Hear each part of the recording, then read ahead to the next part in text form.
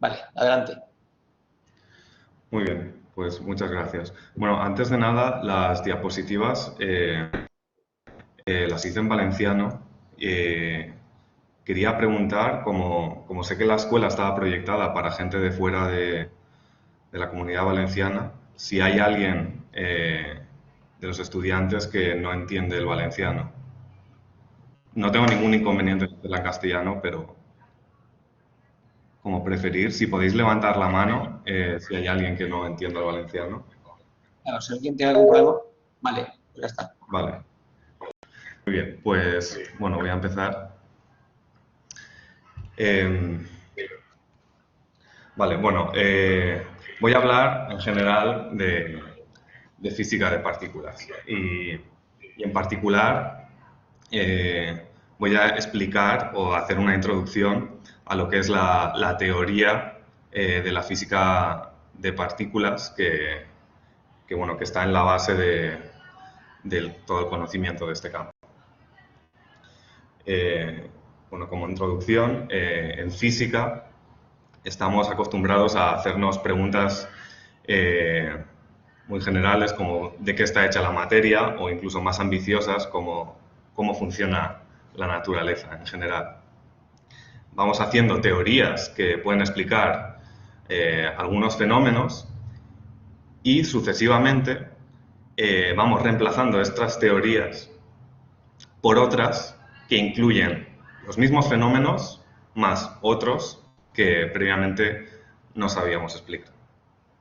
Bueno, en este sentido, podemos definir lo que es la fundamentalidad de la teoría.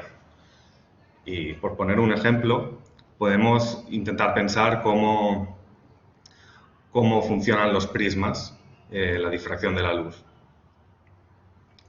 Sabemos que los materiales tienen diferentes coeficientes de refracción y que esto separa las diferentes longitudes de onda. Con óptica, utilizando la óptica escalar para esto, pues nos quedaríamos ahí. Pero si utilizamos la teoría de Maxwell, podemos ver esta luz como una radiación electromagnética. Y, de hecho, podemos describir simultáneamente tanto la luz como los fenómenos eléctricos y magnéticos. Podemos ir incluso un paso más allá y utilizar la electrodinámica cuántica, que nos describe muy bien la estructura de orbitales atómicos del átomo. Y, de nuevo, también nos describe los fenómenos anteriores.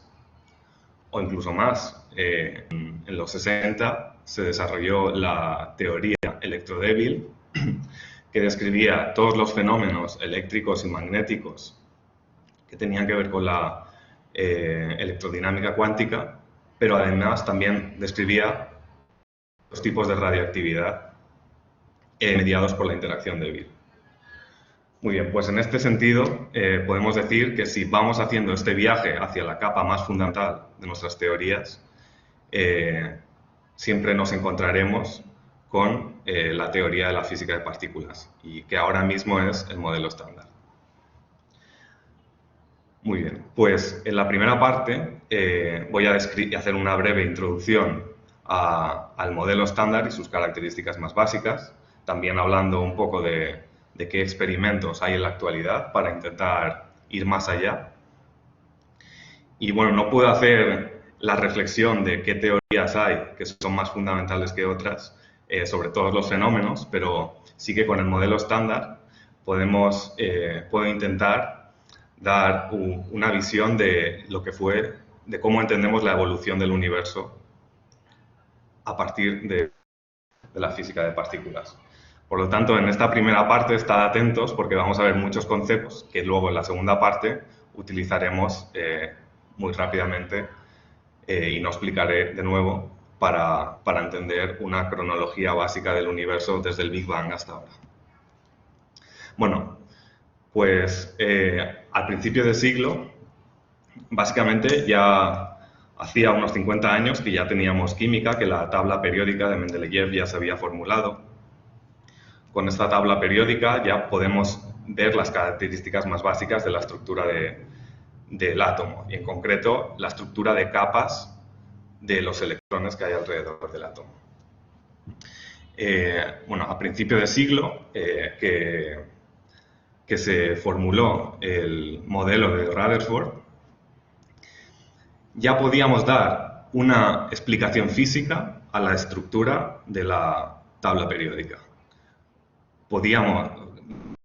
Explicó los orbitales atómicos como que habían diferentes capas alrededor de un núcleo muy compacto, diferentes capas donde se podían situar los electrones. Y bueno, y cada columna esta de la tabla periódica sería ir añadiendo un electrón más a la última capa. Y se veía, o sea, y en la tabla periódica se ve como los elementos tienen propiedades similares si están en la misma columna. Esto quiere decir si tienen el mismo número de electrones en la última capa o les faltan el mismo número de electrones en la última capa. Muy bien, entonces, a principios de siglo ya teníamos descrita toda la materia ordinaria, ya podíamos hacer química y además teníamos un modelo físico que nos explicaba los diferentes elementos. ¿Es esto el fin de la historia? Si ya podíamos describir toda la materia ordinaria en la Tierra, bueno, pues lo que vino, si podíamos describir toda la materia ordinaria en la Tierra, lo que había de ocurrir es que teníamos que tener algún input pues, de fuera de la Tierra. Y esto fue cuando se empezaron a estudiar detalladamente los rayos cósmicos.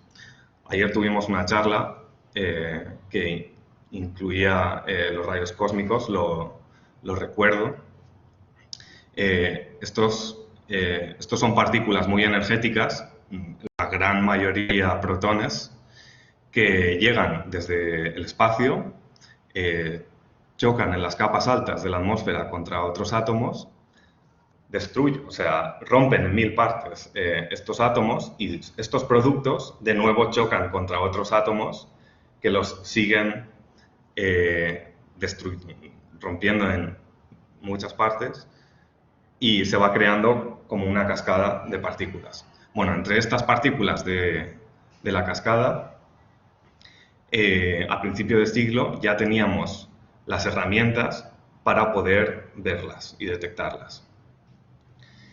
Esto fue lo que ocurrió en los años 30, cuando se vio por primera vez la traza de un muón.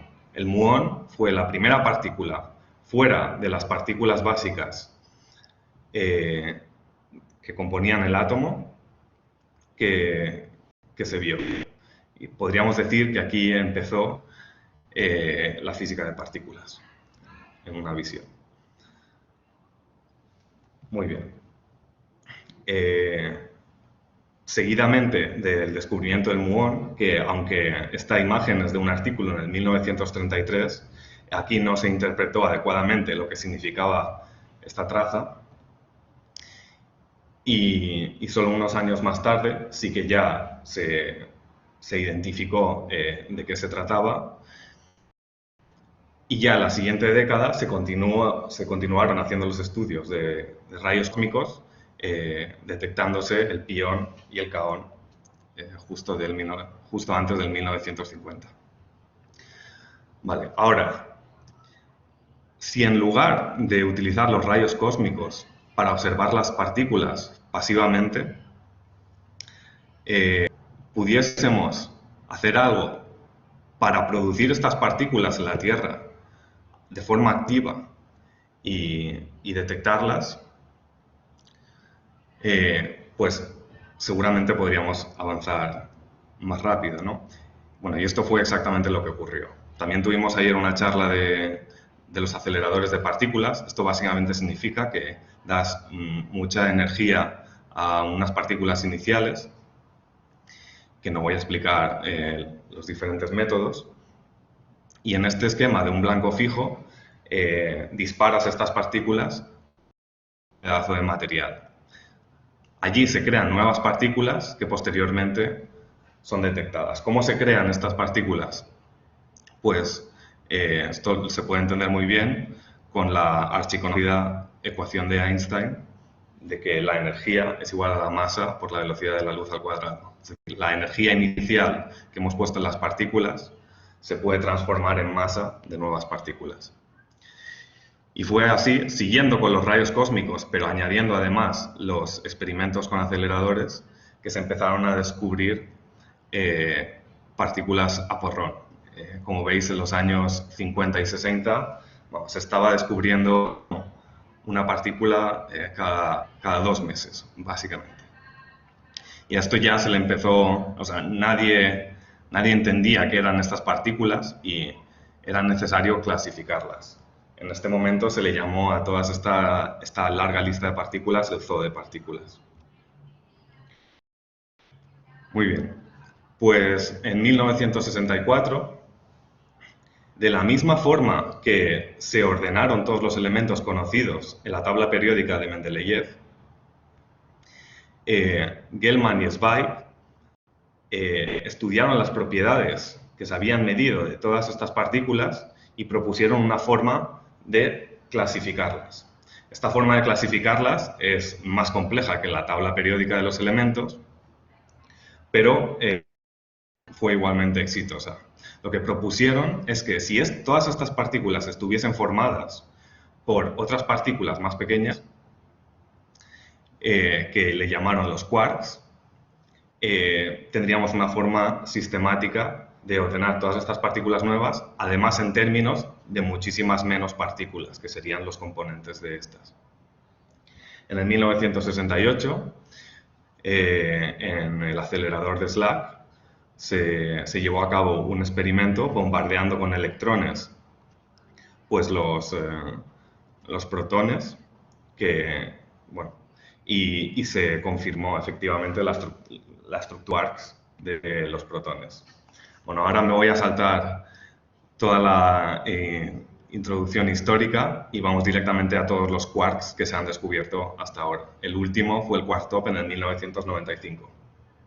Aquí creo que es interesante recalcar o decir que el modelo de quark se construyó solamente viendo partículas que contenían el up, U, el down, D, y el strange, S. Con estos 3 quarks se propuso el modelo de quark, posteriormente se desarrolló en más profundidad y se predijeron todos los otros 3 quarks, el charm, el bottom y el top, que se acabaron descubriendo en los aceleradores. Bueno, y ahora con estos 6 quarks, bueno, de hecho, con 5, en las preguntas podemos hablar por qué con 5, podemos crear combinaciones para crear los hadrones, lo que le llamaron hadrones.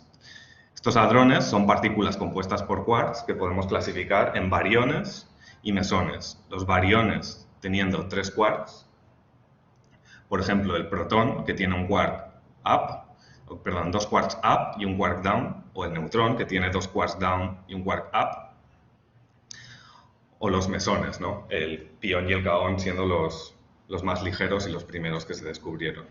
Bueno, pues os podéis imaginar que con tantos quarks y además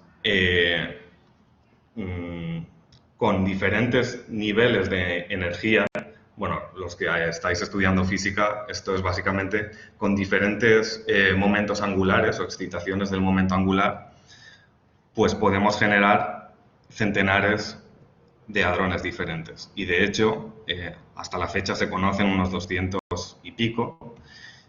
Solo en el Gran Colisionador de Hadrones, desde el 2012, hemos descubierto 59 nuevos de estos hadrones. En esta tabla veis qué contenido en quarks tienen, si son B, B, CC, etc. y en qué año se han ido descubriendo. Además, uno de los hitos del LHC ha sido descubrir hadrones que no tenían ni 3 ni 2, sino que tenían 5 quarks en su interior, que se le llamaron los pentaquarks, y fueron descubiertos en el LHCb en el 2015. Vale, pero ya sabemos que están los hadrones compuestos por quarks, pero ¿qué es lo que los mantiene unidos? ¿Cómo se da esto? ¿Por qué? Bien, pues podemos intentar ver si es que se mantienen unidos por su carga eléctrica, la carga eléctrica de los quarks. Podemos coger el hadrón sigma++, que se descubrió también muy pronto, y vemos que está formado por 3 quarks de tipo A, todos ellos con carga más 2/3. Como bien sabemos, las cargas positivas se repelen y, por tanto, esta no podía ser la razón que mantenía los quarks unidos dentro de los hadrones. Es más, también muy poco después del modelo quark, se vio que 3 fermiones, estos tipos de partículas no podían estar dentro de los hadrones sin violar el principio de exclusión de Pauli, que era un principio sagrado de la física de partículas. Y por tanto, se propuso una nueva carga, igual que la carga eléctrica, le llamaron la carga de color. Este color no tiene absolutamente nada que ver con el color visible. Y bueno, muy pocos años después también se completó esta teoría del modelo quark con cargas de color y se sintetizó en lo que fue la cromodinámica cuántica, que es la dinámica del color en la mecánica cuántica. Bueno, en concreto en la teoría cuántica de campos. Bueno, esta cromodinámica cuántica nos dice que las partículas libres tienen un color neutro. Y el color neutro solo se puede conseguir con combinación de 3 colores o con color y anticolor. En un momento veremos también esto de anticolor, de dónde viene. Y por lo tanto, no hay quarks libres. Igual que los electrones sí que pueden viajar libremente, o los protones, como hemos visto en los rayos cósmicos, los quarks no pueden viajar libremente fuera de los hadrones porque tendrían una carga de color no neutra. Y se propusieron unas nuevas partículas que son las que transmiten esta fuerza fuerte, la fuerza del color, ¿vale?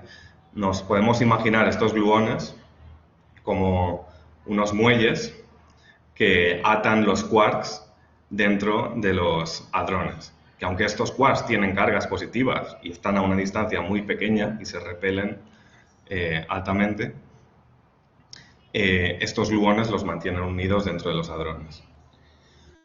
Bueno, y ya conociendo la cromodinámica cuántica, nos podemos hacer ahora una pregunta que es ahora muy fácil de responder, que es ¿qué es lo que mantiene unidos los protones y los neutrones dentro del núcleo? Porque efectivamente la situación es idéntica. Ahí solo hay protones con cargas positivas que se repelen y necesitamos una fuerza que los mantenga unidos.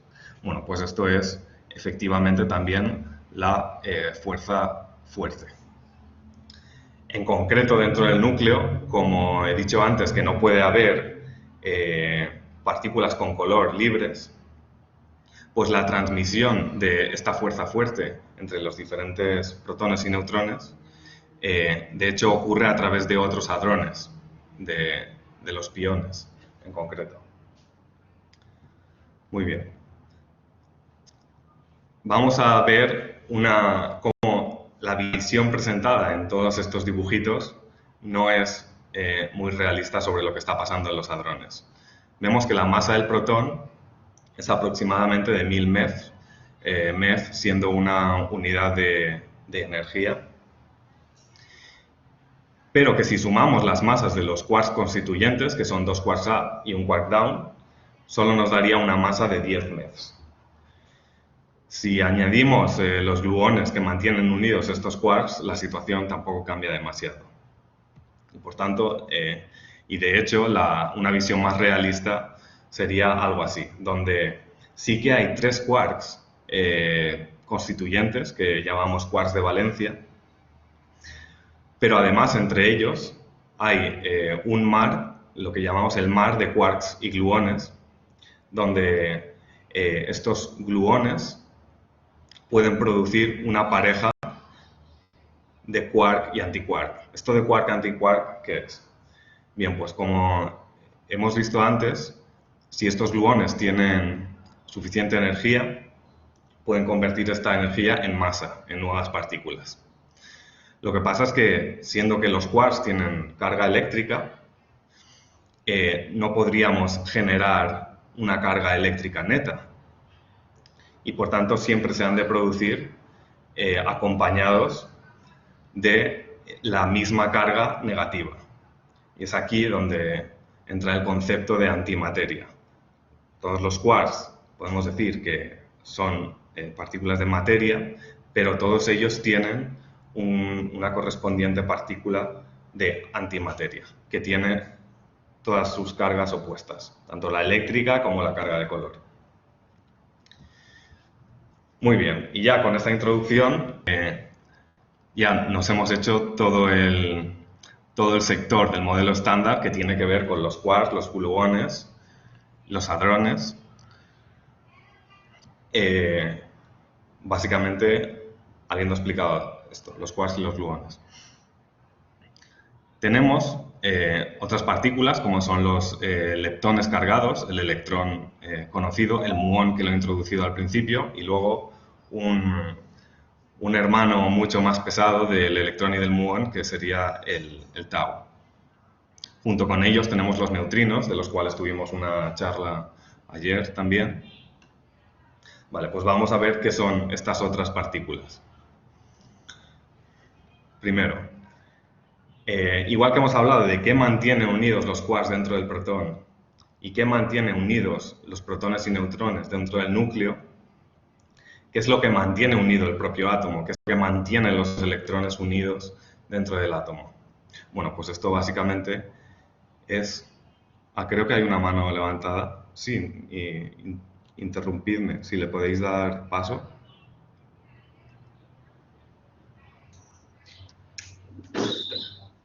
Ha hecho una pregunta por el chat. De todas maneras, continúa. Lo que hay que hacer, creo yo, es vehicular respondes por el chat o al levantar la mano cuando acabes tu exposición. ¿De acuerdo? Si no será demasiado largo. Sé que continúa. ¿Vale? Vale, como quieras. Vale, bueno, pues la atracción eléctrica que hay entre las cargas negativas de los electrones y las cargas positivas de los protones dentro del núcleo se transmite a través de otras partículas que son los fotones, que es lo que mantiene unido el átomo, básicamente. Y por tanto decimos que el mediador de la fuerza electromagnética es el fotón. Bueno, también sabemos que el fotón se puede propagar libremente, de hecho es lo que genera la radiación electromagnética, incluyendo la luz. Pero bueno, me parecía más interesante introducirlo así, porque vemos el símil también con la fuerza fuerte. Aquí, una visión más realista del átomo, igual que hemos hecho con los hadrones, y no solo más realista, sino que es una visión real del átomo. Esto es la primera imagen tomada de un átomo, en concreto de un átomo de hidrógeno, que se tomó en 2013, ¿vale?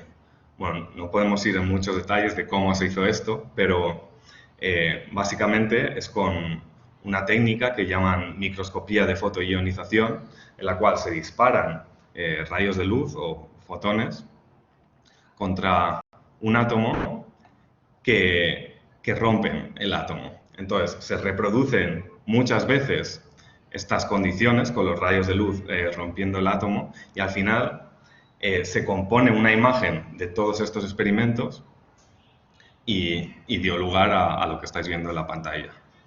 Esto no es un átomo de hidrógeno normal, sino que está excitado. Está en el orbital S, para los que ya hayáis estudiado mecánica cuántica, que no tiene momento angular orbital, y está en un nivel de energía, en concreto en el nivel 23. O sea que esto es un átomo enorme.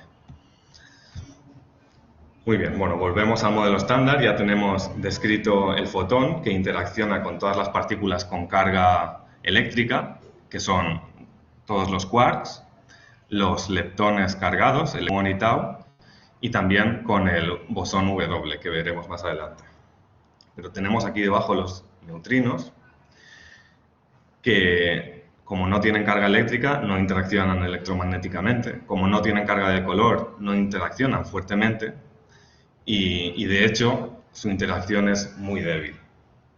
Bueno, pues la única forma en la que interaccionan los neutrinos es a través de lo que llamamos la fuerza débil.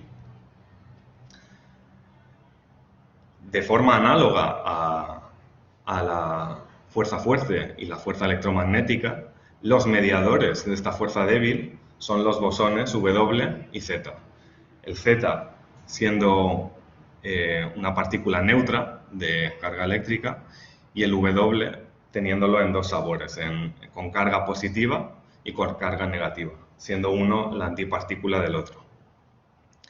Bueno, esto por ejemplo nos explica la desintegración de núcleos inestables, o un tipo de desintegración de los núcleos inestables. Como ejemplo he puesto aquí el potasio 40, que tiene al principio 19 protones y 21 neutrones. Y pasa a tener 18 protones y 22 neutrones, convirtiéndose en argón. Y al mismo tiempo emitiendo un neutrino y un antielectrón o positrón. Esto de la radiactividad, por si a alguien le asusta, esta es exactamente la desintegración que ocurre en el potasio 40 que hay en los plátanos, y de hecho se puede hacer una estimación muy fácil de que cada 75 minutos ocurre una de estas integraciones en un plátano normal.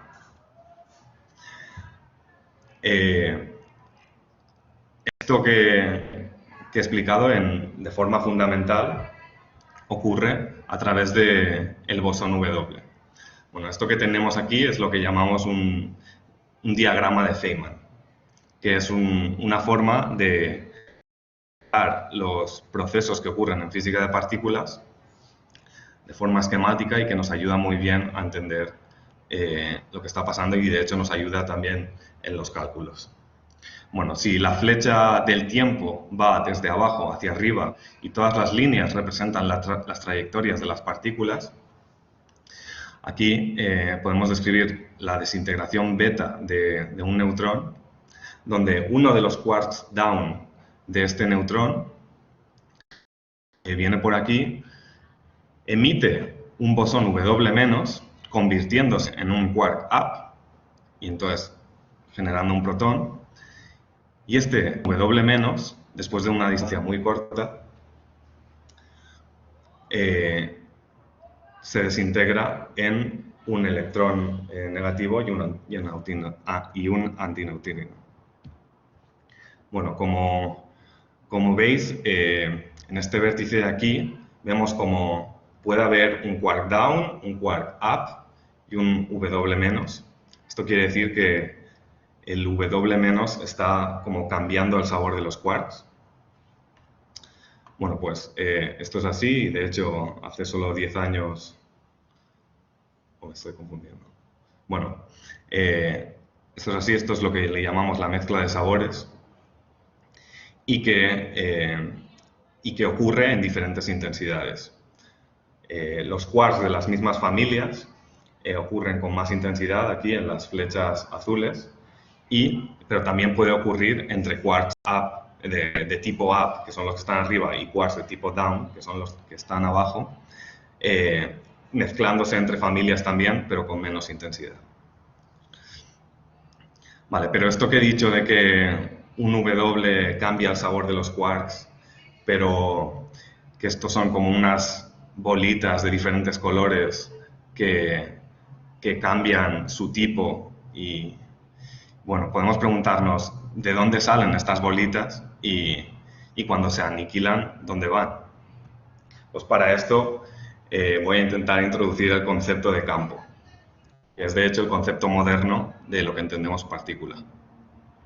Bueno, los campos son son funciones que están extendidas que se extienden por todo el espacio, ¿vale? Y podemos hacer un símil como la superficie del mar. Esto de la superficie del océano es un campo, pero de materia, algo material. Esto, lo que estamos hablando de partículas, son lo que llamamos campos cuánticos. Y es algo es diferente, obviamente, pero nos sirve para explicar el concepto moderno de partícula. ¿Y qué es partícula dentro de este campo que llena todo el espacio? Pues básicamente sería una excitación local de este campo, donde se transporta una cierta cantidad de energía, que está cuantizada, además. Muy bien. Y la interacción, esto de los bosones W convirtiendo los quarks en diferentes sabores y después también interacción un electrón y un neutrino, pues esto lo podemos entender como que la transmisión de esta energía que hay inicialmente en un campo hacia otros campos que ocupan también el mismo espacio y que recogen esa energía para seguir, para transportarla, pero dentro de otro campo, de otro modo. Muy bien. Ahora después volveremos a esta definición o esta introducción de los campos, pero antes dejadme que introduzca lo que son las simetrías en la física. Bueno, la definición intuitiva de simetría, creo que todos la tenemos en la cabeza. La definición más operacional es que tú coges un sistema, lo cambias de cierta forma y ves que si después de este cambio es indistinguible del inicial, pues decimos que este sistema tiene una simetría de cierto tipo. Por ejemplo, la esfera pues tiene una simetría esférica, o el cilindro, obviamente, pues cilíndrica, ¿no?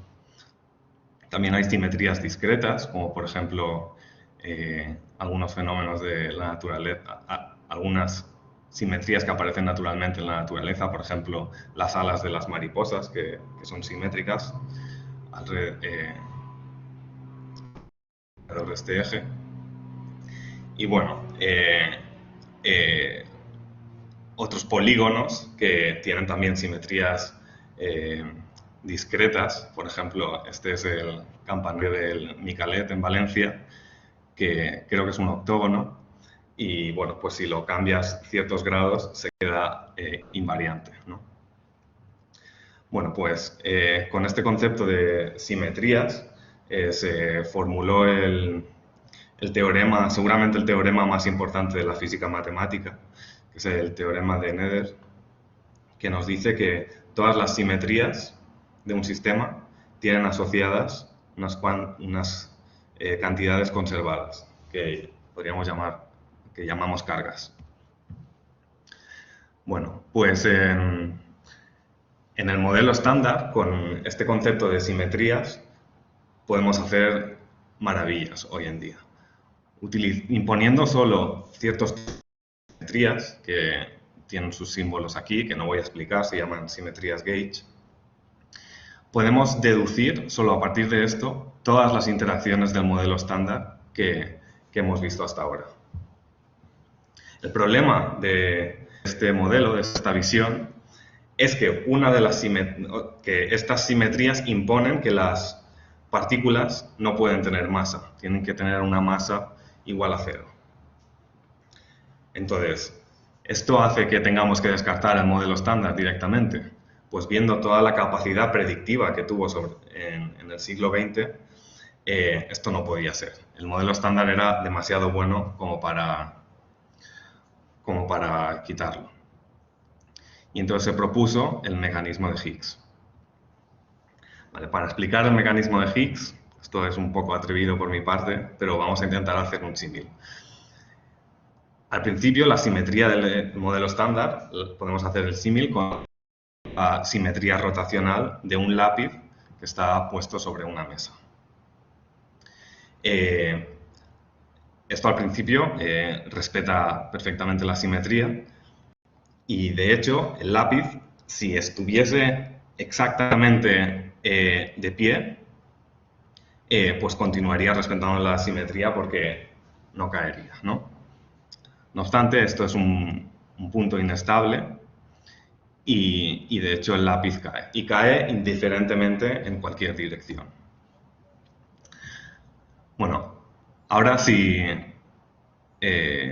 podemos ver hacer el símil con el fenómeno del péndulo invertido. Bueno, aquí os he puesto el vídeo este que no vamos a ver, pero que podéis ver luego. Os recomiendo mucho este canal de YouTube, que es un ingeniero, pero que habla de de casi todos los fenómenos curiosos que hay en la mecánica clásica. Bueno, si cogemos este lápiz y lo cogiésemos de la punta y empezásemos a agitarlo arriba y abajo, veríamos como este lápiz nunca cae, ¿vale? Esto es lo que se muestra aquí, donde tiene una sierra mecánica con un punto de pivote y un péndulo arriba. Pues si enchufa la sierra mecánica, ve que este péndulo se queda vertical, ¿vale? Entonces, a lo mejor, bueno, los que estáis estudiando física, podéis pensar qué es lo que está pasando aquí. No en términos concretos de la intuición de la mecánica que está ocurriendo, sino en general, ¿no? Bueno, pues en general podemos decir que cuando estás dándole energía a este sistema del péndulo, este sistema tiene un mínimo en el potencial cuando el péndulo está mirando hacia arriba, o el lápiz en este caso está mirando hacia arriba. En cambio, cuando le quitas toda esta energía, el potencial del sistema y de repente el mínimo de este potencial se queda fuera del cero. Esto se llama rotura espontánea de la simetría. Y esto es exactamente el concepto fundamental que hay en el mecanismo de Higgs. Bueno, dicho con unas palabras un tanto ininteligibles, decimos que el vacío del campo de Higgs toma un valor diferente de cero. Y ahora, un poco más pedagógicamente, podemos decir que el campo de Higgs, que ocupa todo el espacio, cambia sus características de una forma que ahora interacciona constantemente con todas las partículas, controlando la inercia de estas partículas. Es decir, ahora el campo de Higgs, en el vacío, sin necesidad de tener una partícula excitada, está dando masa a todas las partículas. Y esto lo podemos ya finalizar este símil viendo cómo las partículas que viajan por el espacio interaccionan con el campo de Higgs. En este caso sería pues el agua, y dependiendo de su masa, pues interaccionan más o menos con este campo de Higgs. Si tienen mucha masa, pues por ejemplo tenemos el quark top, que es la partícula elemental más pesada que conocemos. Tenemos los quarks up y down, que son muy ligeras, y luego otras partículas intermedias como el muón. Lo que ocurre es que con este mecanismo de Higgs, que funciona muy bien para explicar la masa de las partículas respetando las simetrías del modelo estándar, esto nos predice una nueva partícula, que es el bosón de Higgs, y que había que descubrir para poder confirmar el modelo estándar. Bueno, y para eso, básicamente con esta motivación, es por lo que se construyó el Gran Colisionador de Hadrones. Aquí una broma, pues decimos que se construyó un anillo para encontrarlos a todos. Bueno, el Gran Colisionador de Hadrones, Large Hadron Collider en inglés, LHC, está en Ginebra y consiste de un anillo por donde circulan protones en direcciones opuestas, y estos protones colisionan en 4 puntos de este anillo, que son los puntos de los grandes experimentos que hay, o los detectores, los grandes detectores que hay en el anillo, que son los detectores MS, ALI y LHCb. Bueno, por decir algunas cifras, que bueno, ayer ya se habló en la charla de Nuria, el LHC, el anillo este, está bajo tierra a una profundidad máxima de 175 metros, que tiene 27 kilómetros de circunferencia. Y bueno, y al año, una cifra curiosa, utiliza un tercio de todo el consumo eléctrico del Cantón de Ginebra, que tiene medio. ¿Vale? ¿Por qué un colisionador? Si antes habíamos propuesto el esquema de un blanquijo. Bueno, pues por la relatividad especial sabemos que cuando las velocidades de las partículas se aproximan a la velocidad de la luz, ya no son aditivas. Y acelerar el doble un haz de partículas no es lo mismo que hacer chocar dos haces de partículas que van en direcciones opuestas. Y puedo dar números. Si ponemos un blanco fijo en un haz de los del LHC, tendríamos que en el centro de masa hay una energía de 0,11 teraelectronvoltios, que de nuevo es la unidad de energía que he introducido antes.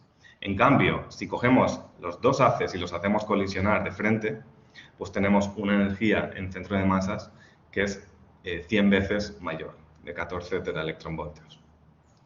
Bueno, aquí os he dejado unos vídeos de YouTube donde hay unas animaciones que enseñan todo el proceso de aceleración de estos protones, que es muy interesante e increíblemente complejo, donde estos protones empiezan desde una botella de hidrógeno, como una botella de buceador, ¿no? Una bombona, y se les quitan los electrones, dejando solo los protones, y se empiezan a acelerar poco a poco. Cuando ya se han acelerado suficiente, pasan a otro acelerador un poquito más grande.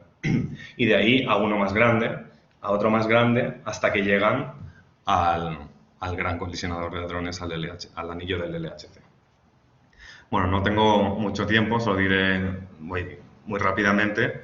Entre los detectores que hay en el LHC está el detector Atlas, que tiene una representación muy grande en la Facultad de Física de Valencia, y que, bueno, en 2012 efectivamente descubrió el Higgs junto con CMS. Un comentario para que entendáis la perspectiva de los físicos de partículas por aquel entonces. El modelo estándar había funcionado tan bien durante el siglo XX que antes de descubrir el Higgs ya había un consenso de que había de estar ahí, o un consenso casi completo. Entonces, por esa razón, realmente la sorpresa hubiese sido no descubrir el Higgs en el LHC. Después está el LHCb, estoy viendo que no tengo tiempo, es mi detector, pero voy a pasarlo. Y también tenemos el detector de ALICE.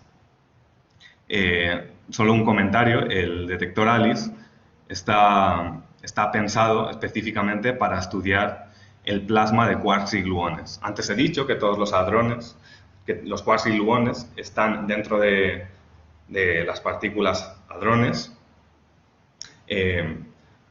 No obstante, si las condiciones de densidad y temperatura son suficientemente altas, se puede generar un nuevo estado de la materia donde estos quarks y gluones no solo no están en los hadrones, sino que están todos mezclados. Y, vale. Bueno, un resumen de la primera parte. Tenemos el modelo estándar de física de partículas, que está en la capa más fundamental de la naturaleza, donde podemos describir tres de las fuerzas fundamentales. La fuerza fuerte, que es la de la carga de color, la fuerza electromagnética, que es la de la carga eléctrica, y el magnetismo, bueno, todo. La fuerza débil, que es la que los neutrinos solo interaccionan con ella. Y bueno, está también la cuarta fuerza de la naturaleza, una cuarta fuerza fundamental, que es la gravedad, descrita por la relatividad general de Einstein, que no está incluida en el modelo estándar, siendo que no es una teoría de partículas, o teoría cuántica de partículas, al menos aún. Muy bien, el modelo estándar sí que tiene algunos problemas. Por ejemplo, no sabemos describir, o no hay una forma única de describir las masas de los neutrinos. También el desequilibrio que hay entre materia y antimateria en el universo observable no lo podemos explicar exclusivamente con el modelo estándar y debería haber algo más allá del modelo estándar y bueno, otras pruebas como la materia oscura. Entonces, en estos momentos, el objetivo del LHC y de otros muchos experimentos de partículas es explorar qué puede haber más allá del modelo estándar y eventualmente sustituir esta teoría por otra. Vale. Bueno, pues con esta introducción al modelo de la física de partículas podemos describir cómo ha evolucionado el universo desde el principio.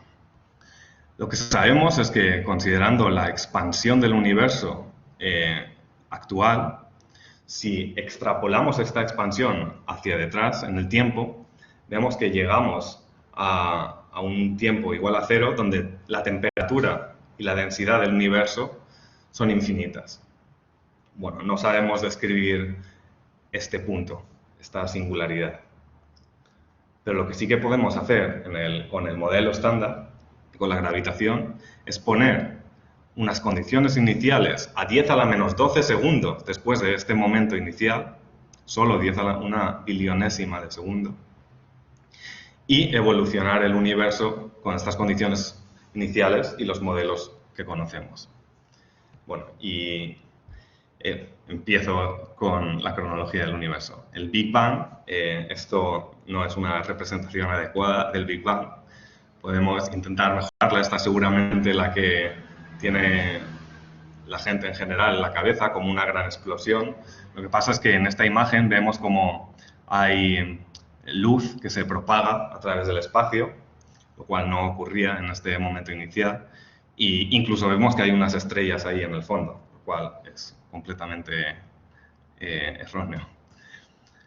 Otra representación, bueno, como he dicho que no sabemos describir lo que pasó en este instante inicial, pues hay teorías, a lo mejor un poco exóticas para mi gusto, que proponen que en lugar de un Big Bang tuvimos un Big Bounce, o sea, un rebote de un universo inicial, se colapsó y luego se volvió a expandir. Pero yo creo que la representación más adecuada o la mejor que tenemos de este instante inicial es dibujar solamente un punto. Sigue sin ser demasiado realista porque, bueno, en este tiempo igual a cero, que está por arriba de la escala de Planck, no voy a explicar lo que significa esto, pero esto de lo que era el tiempo y el espacio, pues no está tampoco muy claro. Bueno, los primeros instantes, de 0 a 10 a la menos 12 segundos. Esta parte que no sabemos explicar muy bien. En estos momentos, la densidad de energía en el universo era mucho mayor que la que podemos alcanzar con los aceleradores actuales de partículas. Y por tanto, podían haber efectos muy grandes de nuevas teorías más allá del modelo estándar. No obstante, sí que tenemos conocimiento de algunas cosas que pasaron en esos primeros instantes. Bueno, antes de 10 a la menos 43 segundos era la época de Planck, en la cual ni siquiera las teorías cuánticas funcionan. Luego, en 10 a la menos 36 segundos, lo que llamamos la época de la gran unificación, que, bueno, igual que la teoría electromagnética o la electrodinámica cuántica, se unificó en los 60 con la teoría débil, haciendo la teoría electrodébil aquí, pues se espera que esto se unificase también con la fuerza fuerte en alguna escala de energía que ocurriría en este primer instante del universo. También sabemos, o tenemos muchos indicios, indicios de que hubo un periodo que se llama el periodo inflacionario, donde el universo se expandió a una velocidad mucho más alta de lo que es la expansión del universo que observamos hoy. Podemos hablar de esto, creo que es muy interesante cómo sacamos todas estas conclusiones o informaciones del universo primitivo a partir de las observaciones actuales.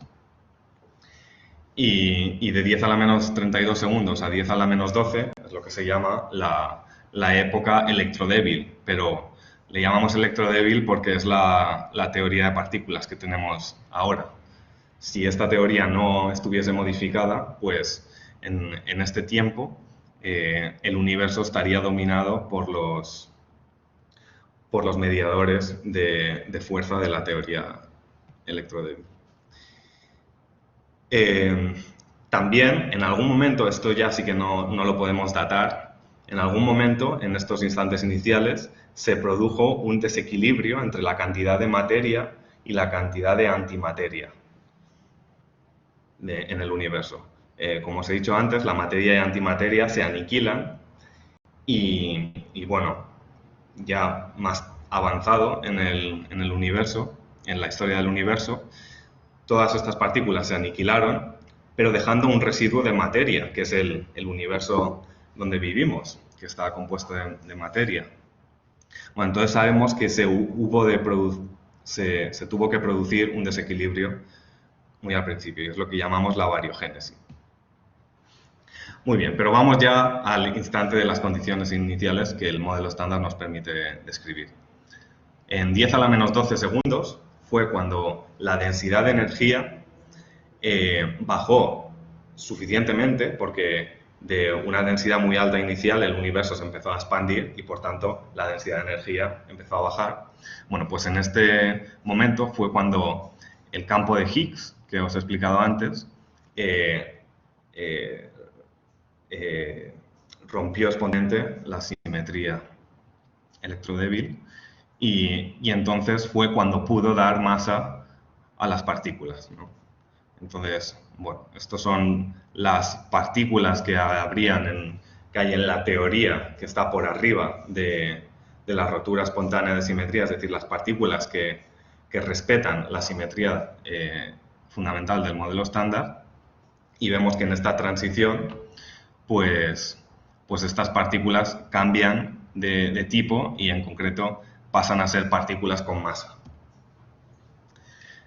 De 10 a la menos 12 segundos a 10 a la menos 6 se dio la época de los quarks. Era un momento en el que el universo estaba dominado, la masa del universo estaba dominada por los quarks y los gluones, que estaban todos apelotonados formando el plasma de quarks y gluones que he introducido antes.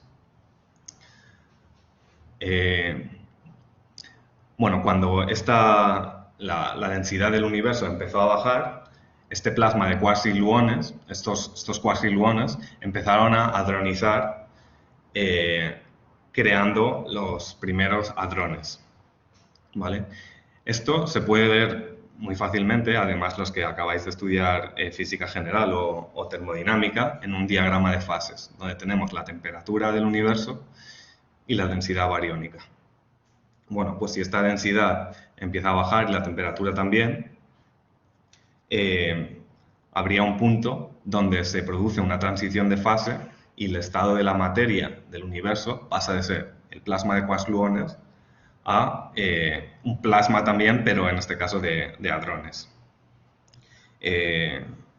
Bueno, de esto, para estudiar esto es por lo que se construyó el detector ALICE que he introducido antes.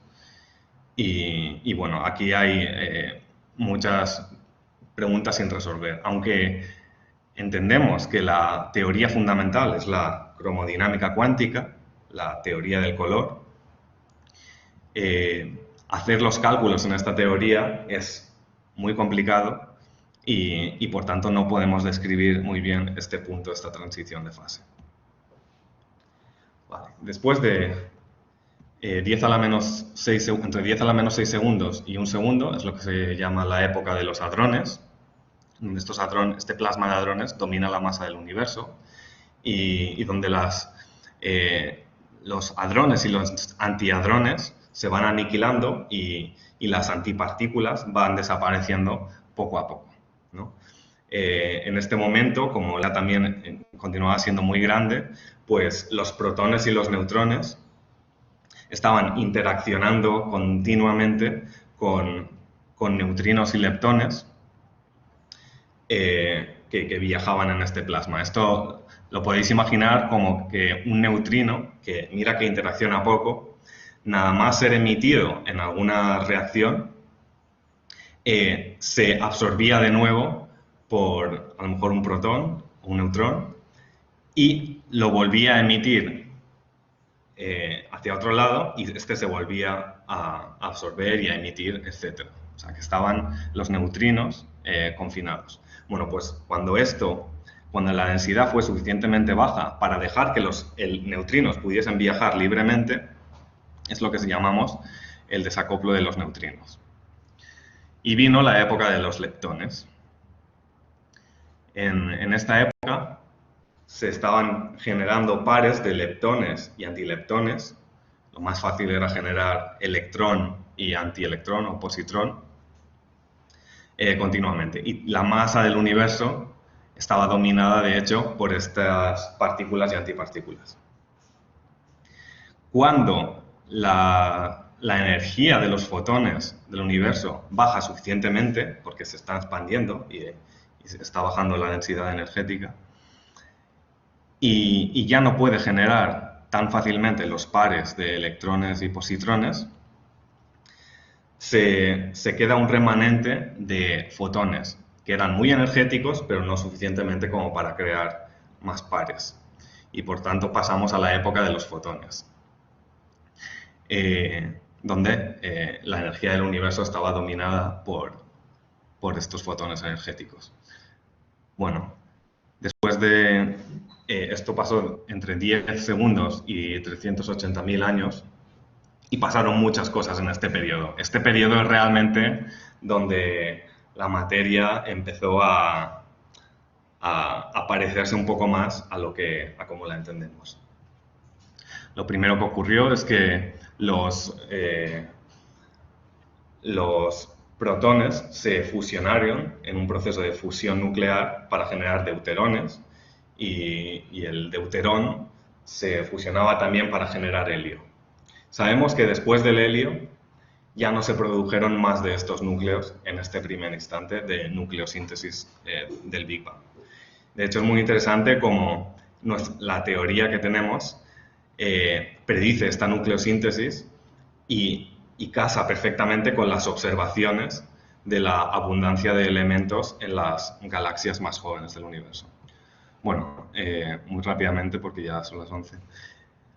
En este instante empieza la recombinación, es decir, núcleos de helio con dos cargas positivas se empiezan a combinar con electrones y se quedan ya pues eso, como átomos de helio. También salen las primeras moléculas y al final de esta época es cuando los átomos de hidrógeno se crean. Es decir, que un protón solamente es capaz de atrapar un electrón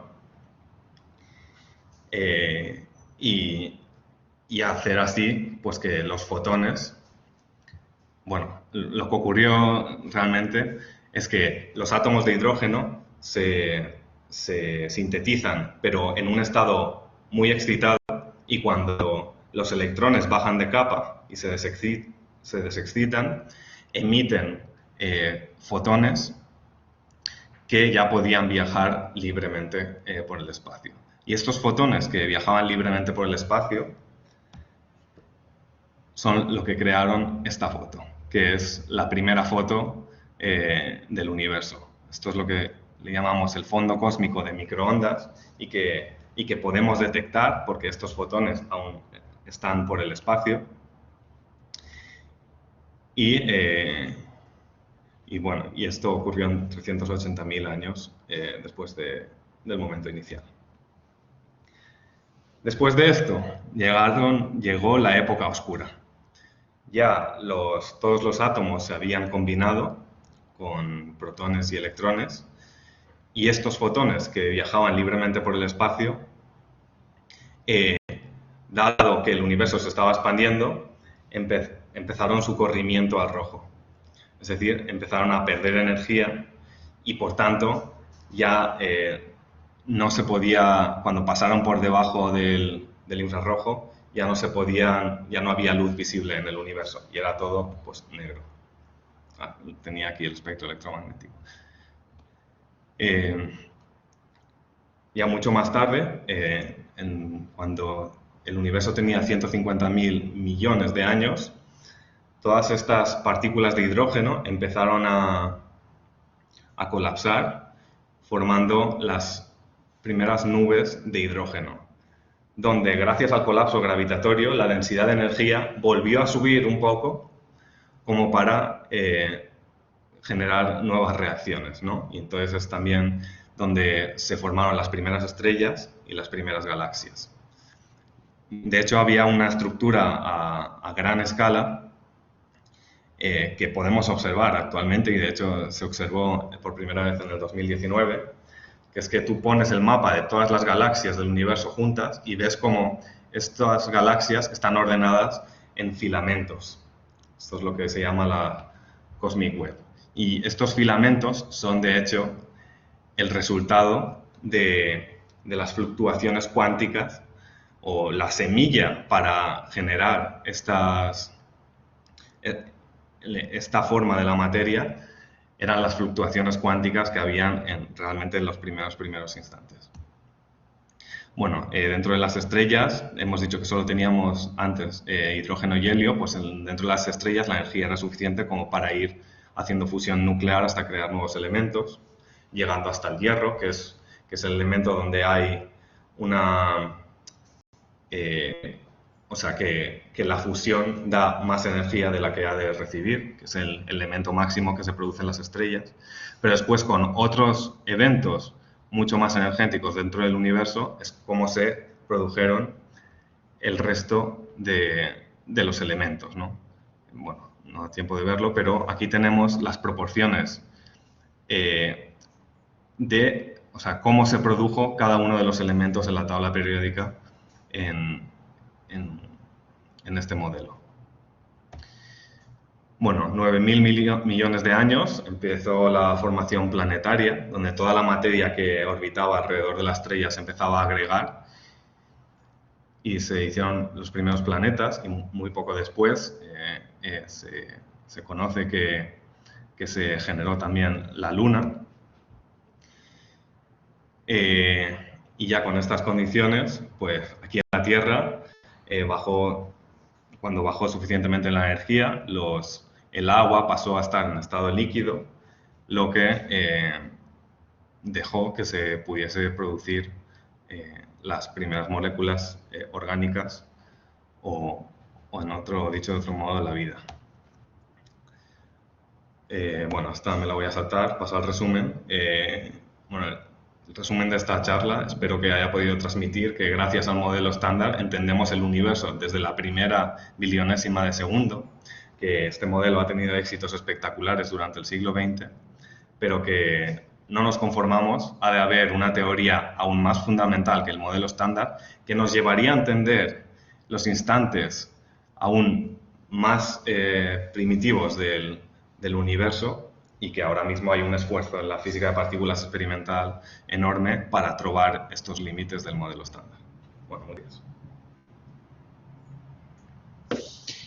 Bueno, Joan, muchas gracias por tu excelente presentación, en la que has hecho un buen repaso del modelo estándar, y además, a mí particularmente me ha gustado mucho la conexión que has hecho entre el mundo de lo microscópico en el modelo estándar y de lo muy grande como es la cosmología, ¿no? Y este repaso, digamos, de la historia más o menos del universo que podemos deducir ahora mismo a partir de lo que se conoce del modelo estándar.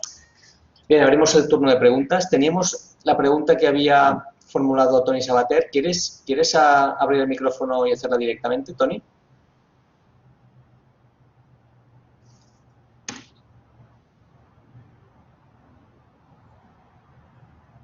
Bueno, la puedo leer aquí. No es por si le hacía Dice, ilusión a él. Tony, ¿quieres hablar? ya. ¿Puedes? Bueno, si eso que repregunte.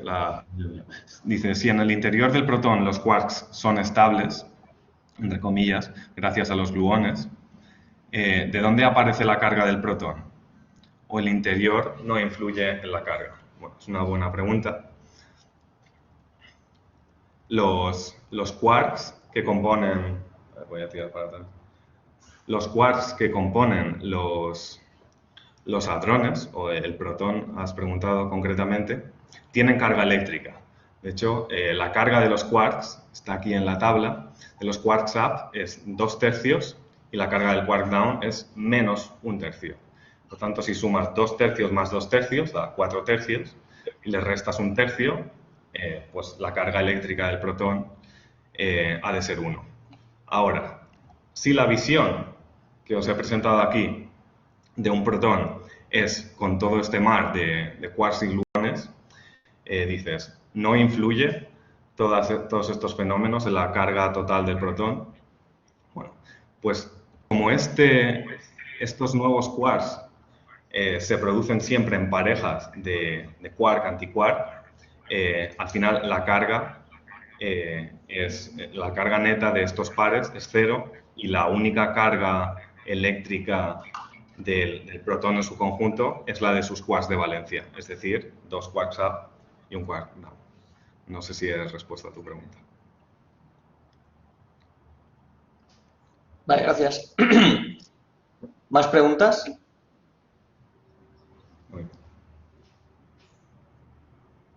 Si no os funciona el micro, podéis usar el chat, no os olvidéis. Mientras pensáis en alguna pregunta, yo sí que tengo un par de cosas. La primera es que nos habéis comentado que el mecanismo de Higgs o el campo de Higgs es el responsable de, en el modelo estándar, de dotar de masa a las partículas, ¿no? Entonces, mi pregunta sería, puesto que las masas de las partículas son las responsables, o la masa en general, de la gravedad, el campo de Higgs ¿pensáis que podría tener algo que ver con la gravedad y ser un punto de conexión o de unión entre la teoría de la gravedad y la mecánica cuántica? Muy bien. Pues bueno, es una reflexión muy interesante. Lo que ocurre, de hecho, es que en la gravedad o en la relatividad especial y relatividad general de Einstein, la atracción gravitatoria se entiende que es proporcional a la densidad de energía y no exclusivamente de masa.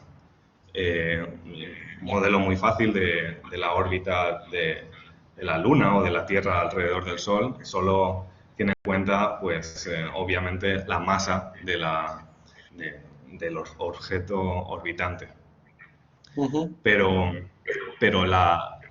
es la energía total del sistema lo que realmente actúa con la fuerza gravitatoria.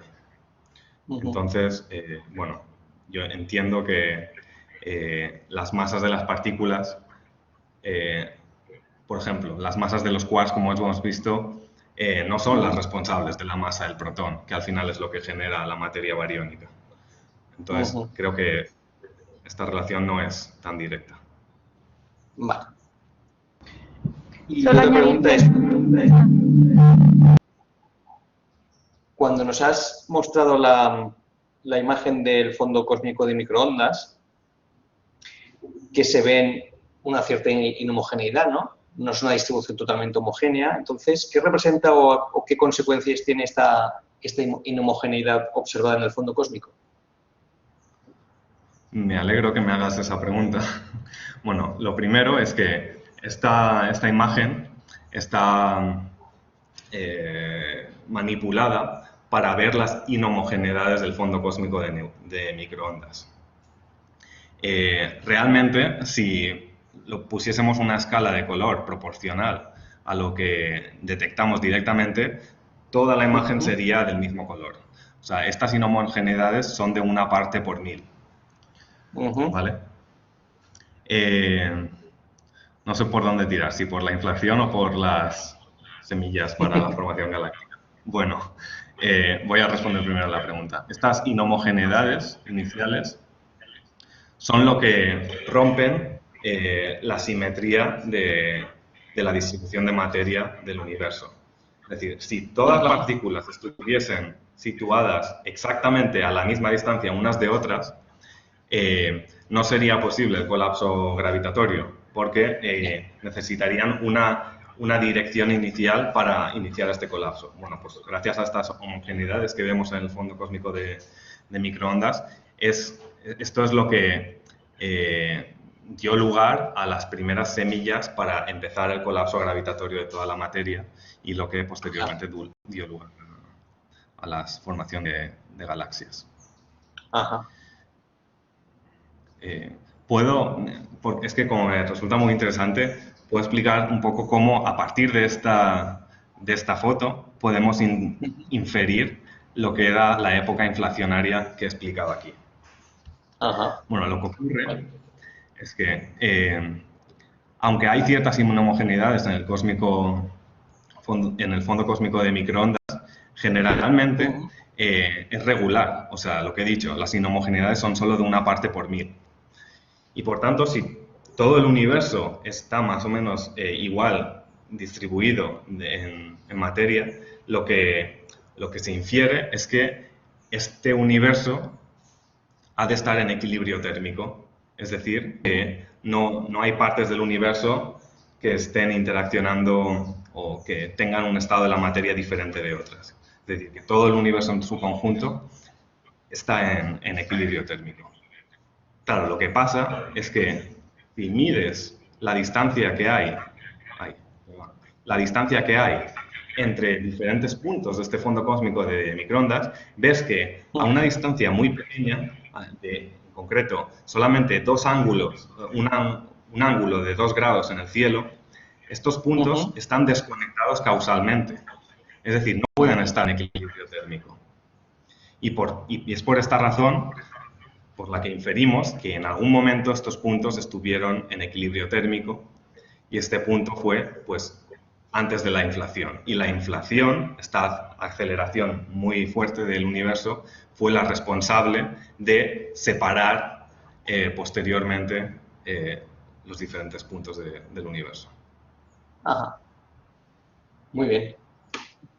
Muy, muy interesante, de verdad. Bueno, es gratificante saber que esto es lo que da origen a que nosotros estemos aquí hoy en día, lo cual no está mal. Muy bien. Sí, esa es la respuesta corta. ¿Alguien tiene alguna pregunta más?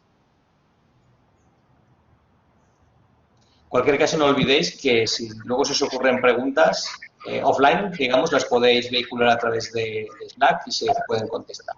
¿Vale?